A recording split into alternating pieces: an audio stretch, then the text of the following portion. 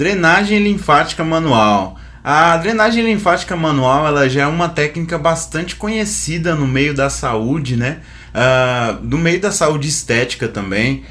Depois de ter sido apropriada para o meio da saúde estética, ela vem sendo utilizada há muitos anos para diversos tratamentos, para diversas abordagens.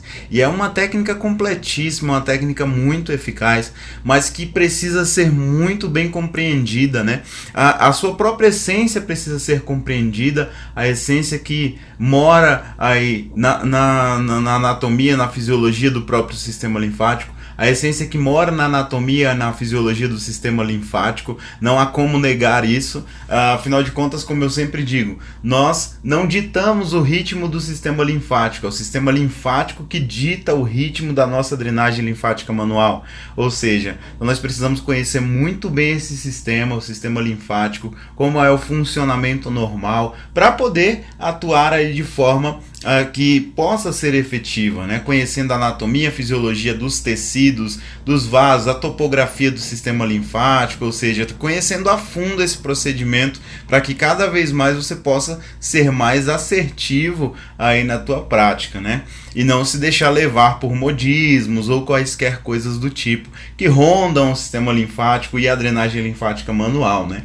É claro que muitas mudanças ocorreram desde a década de 20 e 30, o final da década de 20 para a década de 30, para o começo da década de 30, quando foi desenvolvida essa técnica, mas hoje é uma técnica que continua sendo muito eficaz, muito utilizada e que, se observar todos os detalhes dela, você consegue muita efetividade. E uma coisa excelente, uma das características excelentes aí da drenagem linfática é que ela é manual. Então a drenagem linfática manual ainda não foi substituída com a mesma qualidade por nenhum aparelho, né? Nós temos aparelhos, obviamente, que podemos associar à drenagem linfática manual, como os lasers, os LEDs, né? Como os lasers e os LEDs, por exemplo, mas ainda a mão domina, ou seja, a técnica, o conhecimento e a abordagem manual, né? Então a gente está trazendo um pouco desse conceito. É óbvio que essa é uma aula mais direcionada para o nosso ponto aqui, que é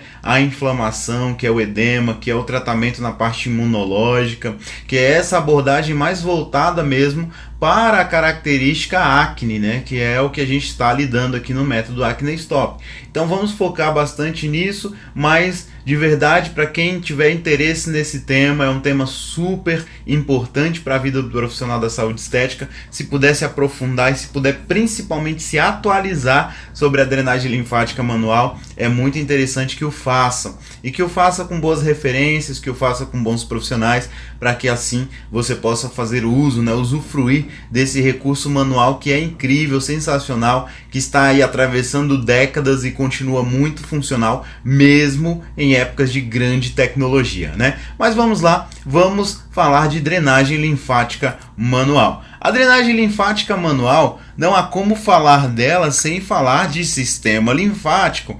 E também não há como falar de sistema linfático sem falar da interação que existe entre sistema linfático e o sistema circulatório, que é o sistema circulatório sanguíneo. Eles estão estritamente ligados, não há como separar a função de um, a função de outro, e até mesmo a questão da anatomia dos dois, né? Eu tenho uma proximidade muito grande entre os vasos sanguíneos, vasos linfáticos. Eu tenho uma interação entre esses dois sistemas. Eu tenho uma interação que trabalha em prol de um organismo equilibrado por meio desses dois sistemas, né?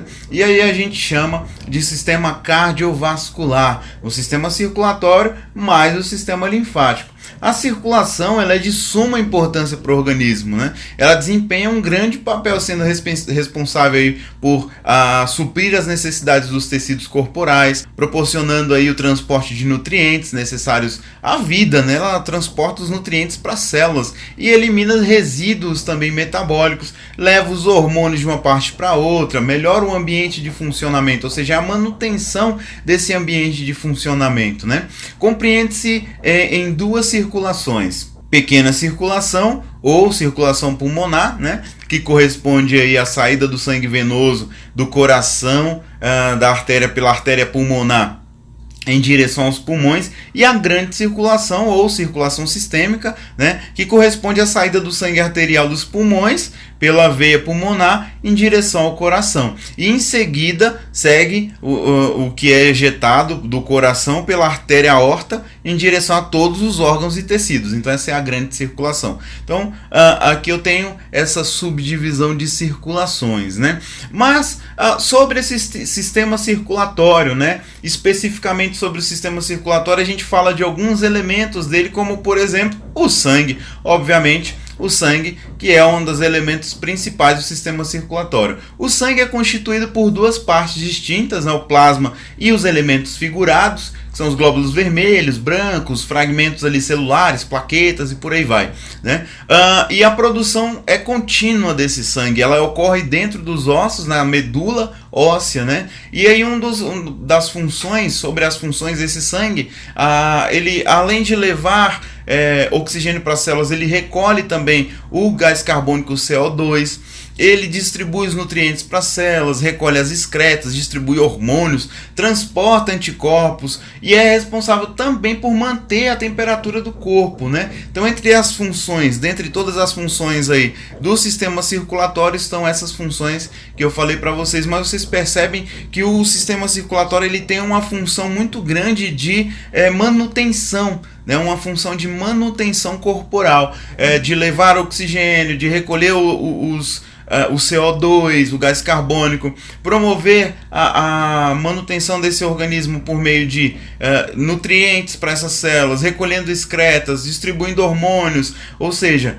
ele tem suma importância na vida celular. Se há uma má circulação, se há um corte de aporte sanguíneo, obviamente não haverá manutenção da vida, né? Então ele é super importante aí para as funções do sistema circulatório.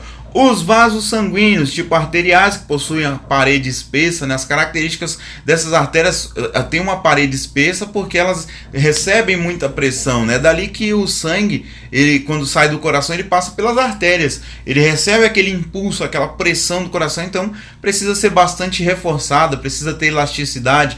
Normalmente não possui válvulas, né?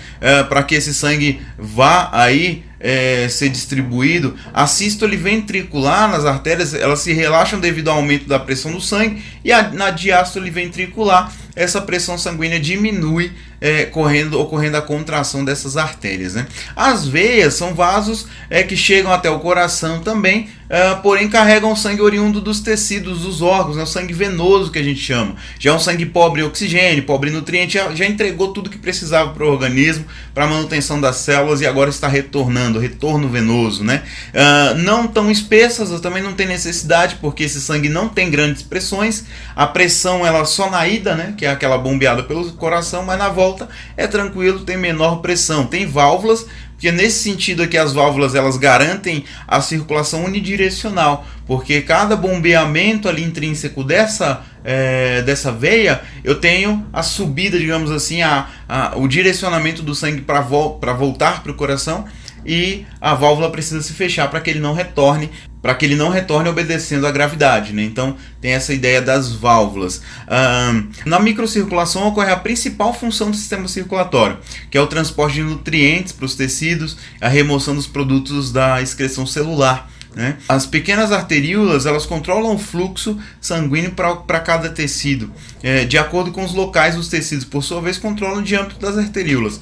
O coração é um órgão cardiovascular, que é localizado, é a bomba, né? É o que comanda ali, localizado centralmente no mediastino, entre os dois pulmões, né? E ele funciona como uma bomba capaz de contrair aproximadamente 3 bilhões de vezes, impulsionando cerca de 5 a 6 litros aí de sangue de uma maneira estável e unidirecional pelo organismo, né, garantindo o suprimento para todas as células. Então aqui eu tenho um sistema que vê-se que é de manutenção de vida mesmo, o coração, as artérias, o sangue, todos eles no intuito de manutenção das células, da vida, dos tecidos, levando oxigênio, levando nutrientes, levando hormônios importantes para o funcionamento de cada parte ali também do organismo, trazendo de volta substâncias que são indesejáveis, gás carbônico, trazendo de volta os metabólitos, subprodutos de metabolismo para eliminação, enfim. Então promovendo a manutenção, a limpeza desse local, a homeostase desse organismo por meio do sistema circulatório, ou seja, um sistema fundamental para a vida.